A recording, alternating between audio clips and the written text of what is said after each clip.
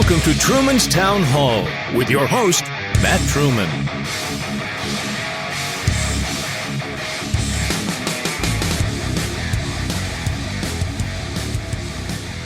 Hello. This is Matt Truman. Thank you for downloading this podcast. Thank you for sharing with a friend. Today is February 5th, 2021.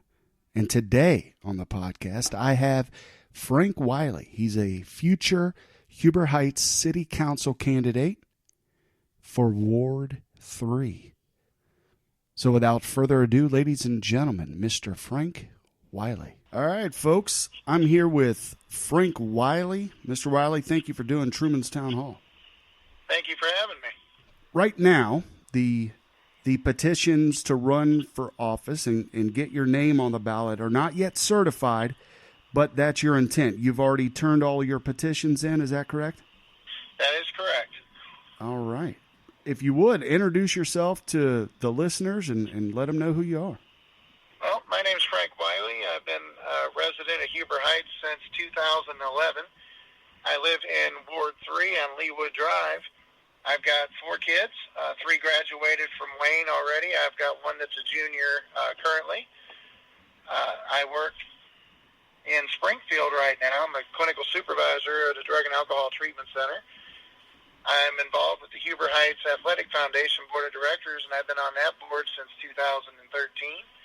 And I'm a member of the advisory council for the Goodwill Miracle Clubhouse. And nice. I've been with them for a few years now. Awesome. So what made you decide to run for city council in Huber Heights?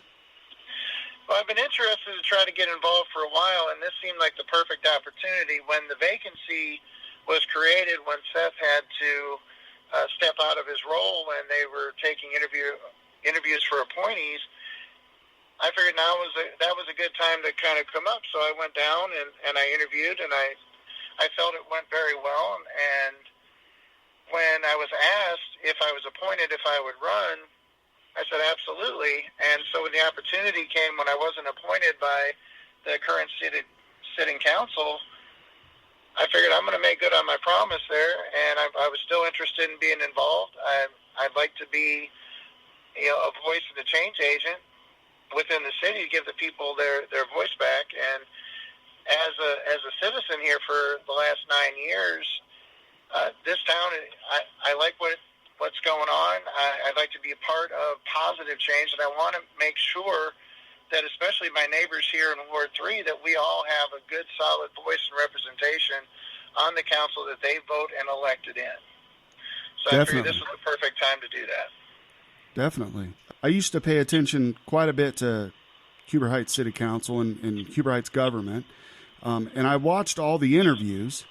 For me, your interview really stood out above the rest, in my opinion. So were you a little discouraged that they didn't choose you, or how do you feel about the interviews and how you did on that? I feel good about the interview. I left and figured that I had put it all out there because I'm an open book. Like I said, integrity matters a whole lot to me. What you need to do what you say and mean what you say. And I thought it went very well, and I thought I had a really good chance at being appointed, knowing that when it's left up to a smaller group of individuals that they're going to decide how they want to go. And I figured whether I was appointed or not, it would come down to the voters at some point. Sure. And so when I didn't get appointed, I figured I just had to kind of wait until it was time to actually run. And here we are. Right. They recently moved, because there's been two new appointments to city council, or I say new appointments, but within the last 4 to 5 years. Yes. And they moved to open interviews. How did you feel about that? Is that something you were in favor of, doing an open interview? I know during the interview process, there was one council member, Councilman Ed Lyons, who was opposed to open interviews. How do you feel about that? Well, I don't mind the open interview process. It makes it very public. And it did allow for other people to put in their questions of what they would want for a representative to be on there. And I think that's not a bad idea to make it a public forum like that, where you get to see who's coming up there, hear how they kind of respond to things, get a feel for who they might be from the dais. I'm all for that. I don't mind that one bit. It is a job. Whether you're elected to it or you're appointed to it, it is still a job, and it's a lot of responsibility to make sure that you do what's right by the city and by the folks who call this town home, to make sure that there's a solid future for our children and we leave a good legacy behind and we continue to grow in the right way, in the right direction, and it's something that everybody can be proud of, and that we can be a standout in the area and not part of a whole bunch of drama or scandals or anything like that, that we do everything open, we do it above board, and we make sure that we do it with integrity. Things have changed quite a bit in the last few years. One of the issues, I guess it hits us nationally, statewide, but also locally. And in my opinion, I think local government is really the heart of getting things done. And the COVID issue, COVID-19, how do you feel the city's handled that? From what I can tell, they've done about as good as they could with the hand that they were dealt. Moving a lot of the things to virtual for protection of the folks, but still giving open access, I think was the right call.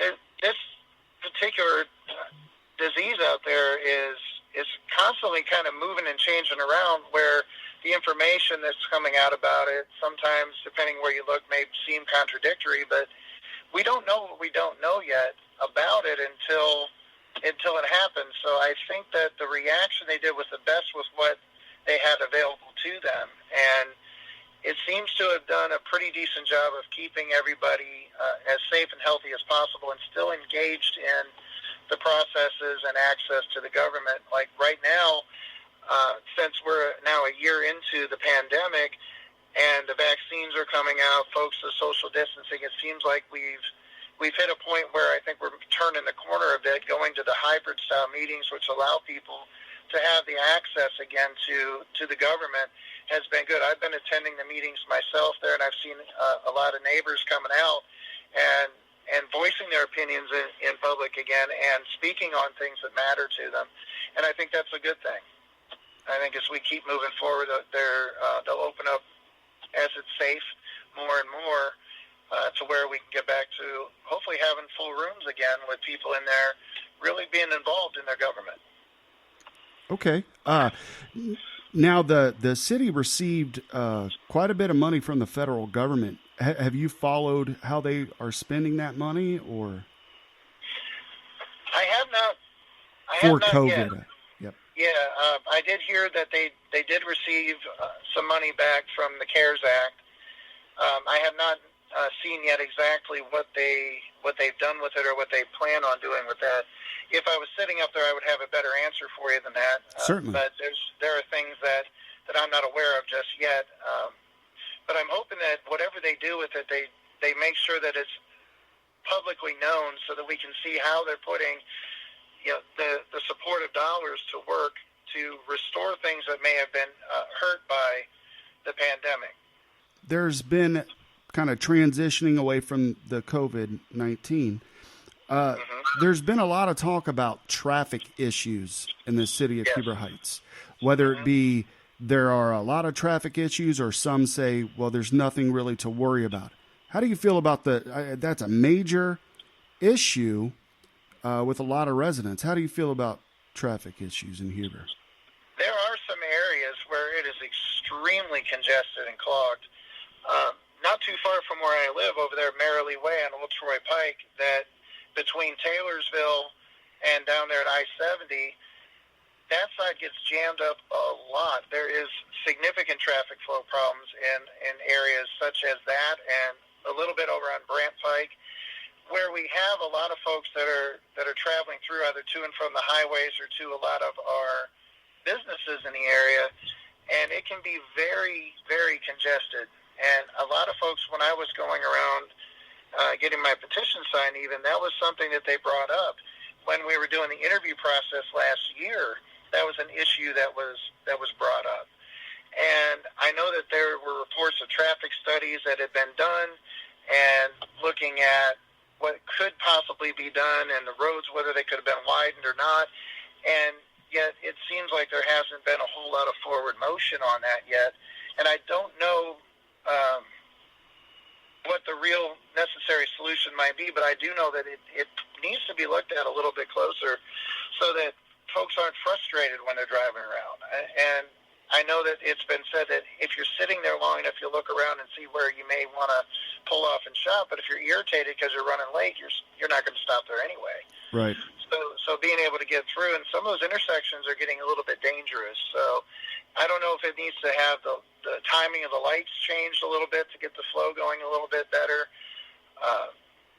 Maybe looking at some of the new developments to see if there's a way of using some easements to redirect some of the traffic around to kind of make it flow a little bit better. I think would decongest some of those areas and make it safer and make it more user friendly for all of us to call Huber home here, as well as visitors to the area. So I wanted to open up with those ideas that I had, because I know a lot of folks talk about traffic. A lot of folks are talking about COVID. This is going to be a long campaign for you, and it looks like you're going to be going through a primary as well. What are your thoughts on that? How are you feeling? I'm feeling pretty good about it.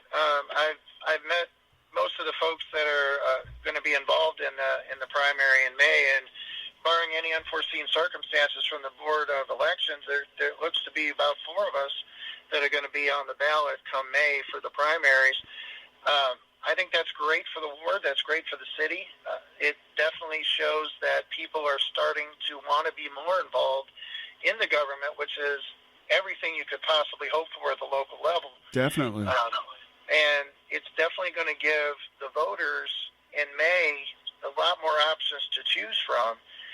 And there's been a lot of uncontested runs for the last several years on a lot of positions in the city.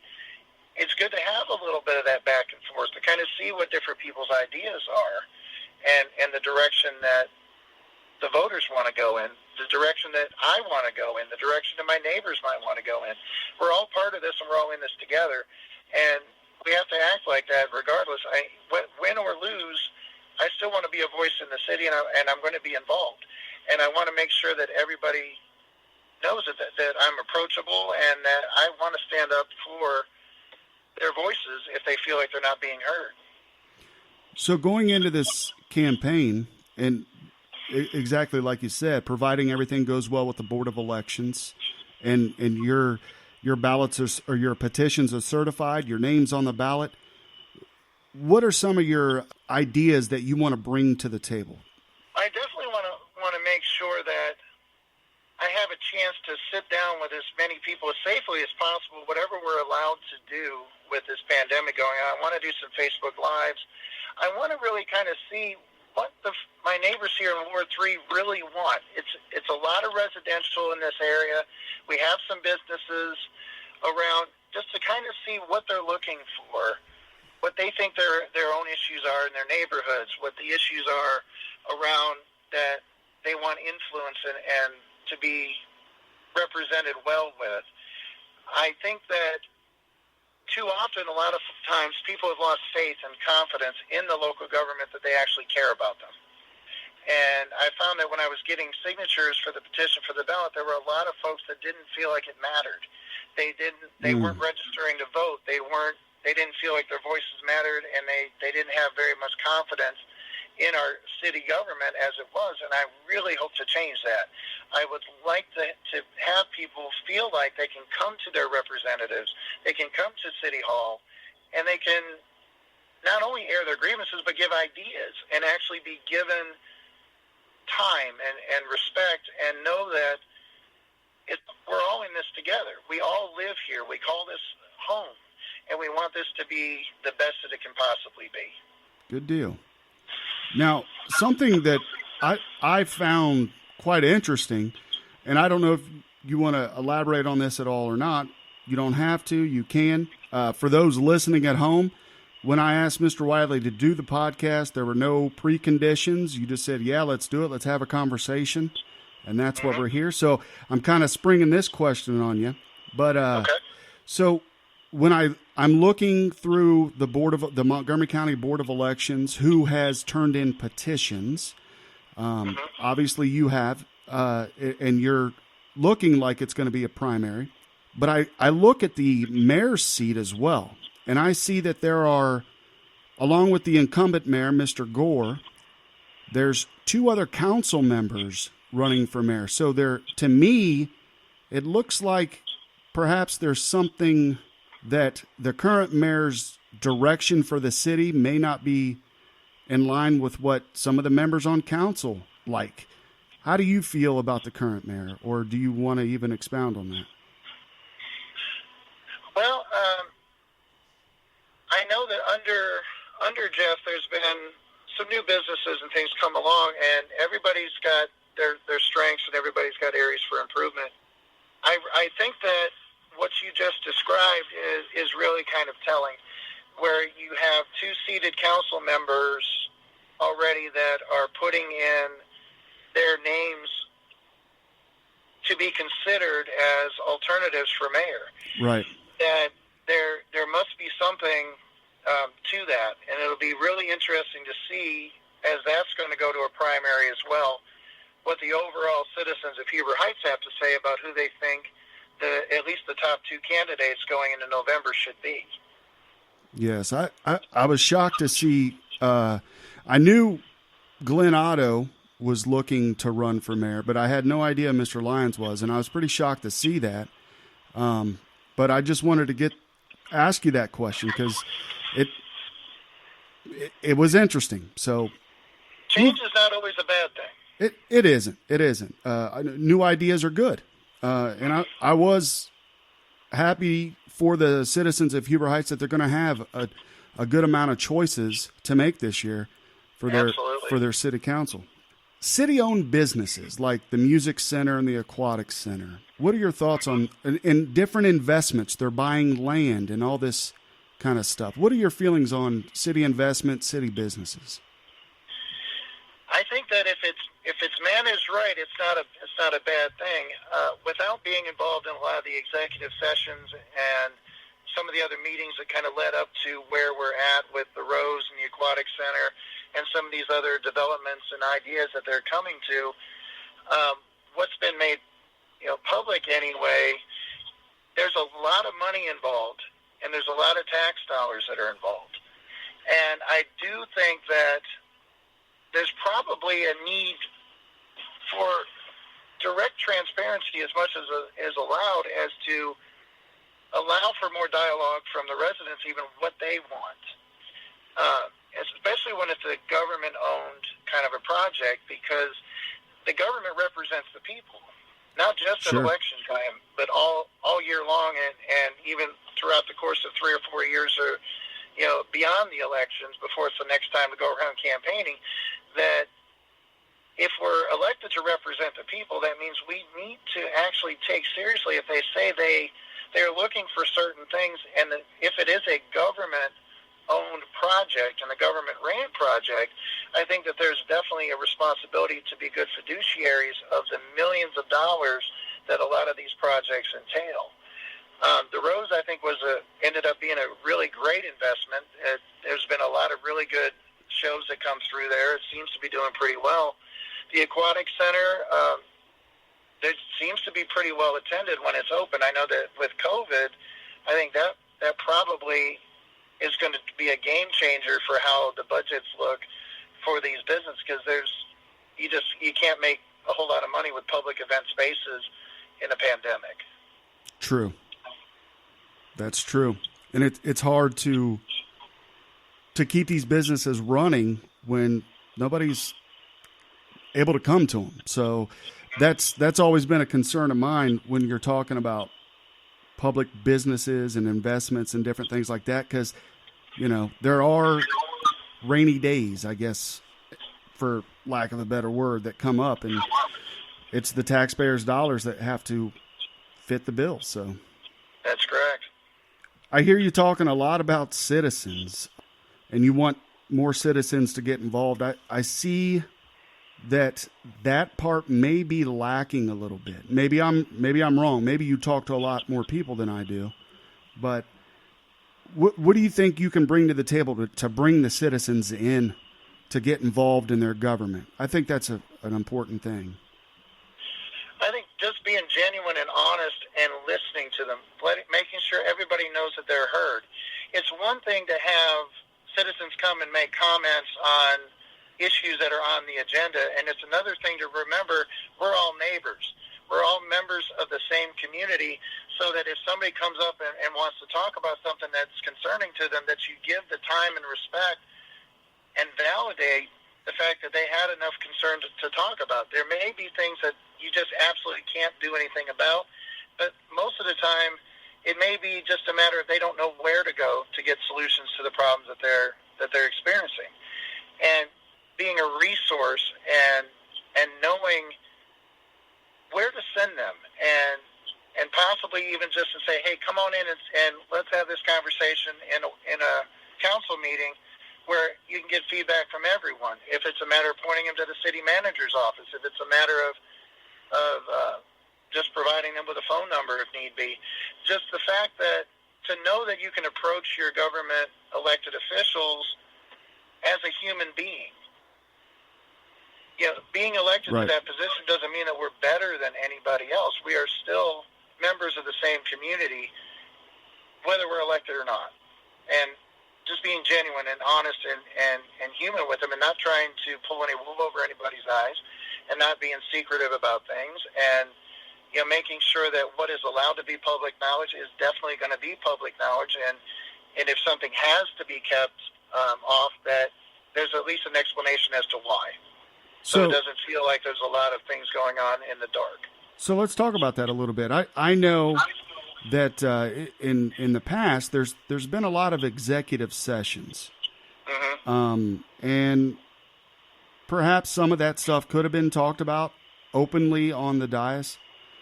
Do you feel the same way, or do you think I'm wrong? Well, I think at the end of the day, there have been a couple of issues that have popped up over the last few years that probably could have been handled in a more open setting. And I know that there are certain things that, because of the charter or legality issues, that have to be discussed away from the cameras and away from the public eye to protect the integrity of maybe contract biddings or things that are going up for competitive nature. Certainly. But there did seem at one point in time that there was an awful lot of business conducted in executive session, and that creates some of that mistrust. I think that executive session should be reserved for those situations that absolutely cannot and should not be open to the public until it's ready to be put out there. And it's kind of like that issue they had a couple years ago where they were talking about emergency legislation, where everything was being brought for a while in front of council as an emergency measure to be put up for an immediate vote with one reading and one discussion. They've tailored that back now because of the response that they received on that. So I think there's always room for improvement in those things. And as a citizen right now, not elected to anything, I like to know where my tax dollars are being spent and why. And when you go behind closed doors and we have to wonder what you're talking about, and then you come back out and say, well, we're spending $10 million on something. Well, you're spending $10 million of our dollars on something. Right. Is there an opportunity then for some input on that or not? And as a citizen, I think that we need to make sure that we protect the money that's being entrusted to the government by our everyday citizens through our property taxes and income tax, that we're good stewards of that. Excellent. You've been out collecting all these signatures for your petitions to turn in to get on the ballot. What are the folks saying to you? Are they? You mentioned something about, well, they're a little on the distrustful side. I've heard things as well. What are they saying to you? What would they like to see? They want to see somebody actually do what they say they're going to do. I've had a couple of folks that they sign a petition, they say, now do what you say you're going to do. Sure. You say you want us to be more involved. You say you stand for, honesty and open integrity. We're going to trust the fact that you're going to do that, but do it. And they're not response. They don't want empty promises. They don't want more, you're just saying stuff to get elected kind of politics. They want to know that the person that meets them at their doorstep in an election year is the same person they're going to run into 2 years into a term that's not going to look at them and say, well, I'm not going to listen to you right now until 2 years from now when I got to get petitions again. There were several folks that said their vote didn't even matter, that they didn't figure it mattered anymore. There were folks that said they didn't even bother registering anymore because they didn't think that it mattered anymore. And that's discouraging because every voice should count. Every vote does matter, even if your candidate doesn't win. You still have an opportunity to stand up and be heard. And I'm hopeful that it's a good sign to see that we're going to have at least a primary in Ward 3 and a primary for mayor, and possibly there might be another ward primary. We're not sure. We'll see how that goes because there was somebody out getting a petition signed, I heard, in another ward as well. So we may have a lot more options for folks. And that's encouraging to me that people want to get more involved directly in the government, that may be a sign as well that folks are going to start wanting to get more involved, even if they're not directly sitting in a government-elected or appointed position, that they're going to start asking the questions that need asked. They're going to start demanding answers for things that maybe have been avoided for a long time. So are you ready to help these folks out in Ward 3? Absolutely. And how with, there's a lot of social distancing restrictions, things like this. How do you plan to get out there and get with the folks? You said Facebook Lives. Yeah, I'm working on getting the social media accounts up to where people can get to me directly. I've set up an email account where they can send communications directly to me. I plan on trying to be as visible out there as I'm allowed to be under our health mandates, to where I'm not putting myself or anybody else at any kind of undue risk.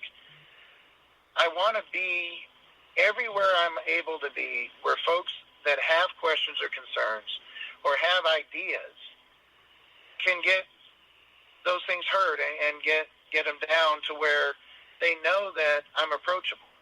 Awesome. And so that's going to involve as many platforms as I can pull together and that I can juggle and monitor in any given day. And my goal is to be as responsive to their questions. Even if I don't have the answers, I'm going to try to get them. I'm not going to make up anything either. I'm not a big fan of just saying something to placate anything. If I don't know, I don't know, but I will find out. And I will make sure that they understand that it may take me a minute, but I'm going to make the calls. I'm going to make the emails. I'm going to try to get the answer for them and come back to them with something that's factual and not something that just makes them feel good for a minute. That's hard to do, but it's needed, I think. There's hardly a time, especially right now, to just, you're right, placate folks, tell folks what they want to hear, because no, they're not going to come back. They're not going to trust government, and that's a big deal. Mm-hmm. There was one thing that I noticed with this current council, the Huber Heights Chamber of Commerce. Now, do you know about that issue? What happened was the city of Huber Heights and the city council voted to stop supporting the Huber Heights Chamber of Commerce. I did see that. And when I was kind of reviewing for this podcast, I rewatched the videos, and that night where you guys were doing your interviews before that, they were doing, the Chamber of Commerce was there. It was March 3rd, 2020, if folks want to go back and look at that. But the Chamber of Commerce was there giving an interview about putting on the 4th of July, and I had been watching things, and it seemed like there were a few folks on city council and even the city manager that were giving the Chamber of Commerce a hard time then. And then when there was a protest, a very peaceful protest that happened in the city of Heber Heights, after that, I guess there was a letter sent out of a warning. But after that, then City Council came back and said that letter, we got to get rid of them. But yet there was a up-armored vehicle running up and down the street and a bunch of police there. So there was, it made no sense to me. I don't know how you feel about it, but it definitely seemed like a very odd move at that point, because the relationship between the Chamber of Commerce and the city had been fairly amicable from what I understood. And the Chamber represents all the small businesses and interest in the city that you would think they would figure out a way to kind of iron out whatever differences they may have had. It did bother me a little bit that tie was completely severed. I think that there may have been a better way of handling it than what was done. There may have been some meetings that I was not a part of, so I don't know how deep the discussions went before that decision was made to sever ties with the Chamber. But I know that it did kind of shock a lot of folks, myself included, when the city kind of came out and said we're no longer part of the Chamber and we're divesting our interest in that. It did come across a little odd. yeah, maybe there's something else to it besides the letter that the Chamber sent to the businesses. I don't know. I just found it interesting that they did sever ties with them, and I wanted to get your take on it. Is that something that you would like to see? Would you like to see the Chamber of Commerce and the city of Heber Heights repair something there? So, growing the city, I think, is what folks and a lot of the residents want to get done. They want the city to grow and expand, and growing business is part of that. And there's a relationship that needs repaired, in my view. Yeah, I think that it would be in the best interest of the city as a whole, all of us, if the chamber that represents the small businesses and the city who wants to grow businesses could find a way to coexist and work together. Because independent of each other, they can do their jobs, but it's better if everybody's working together towards the same goals. And, I think that's a relationship that's worth another look in the conversation, and have a very open, frank conversation about what the reasons were behind everything, and put it on the table and talk about it. And let the public put their input in that as well. But if the city residents want that relationship back, they should have the ability to talk about that as well. And if they don't want the relationship back, they should be able to talk about that too. Very true. Yep. It's got to be up to the citizens. That's for sure. I think that may be something to look into in the future. Mm-hmm. Well, it's definitely worth the conversation. Is there anything else you would like to talk to the folks listening about? Anything you want to tell them?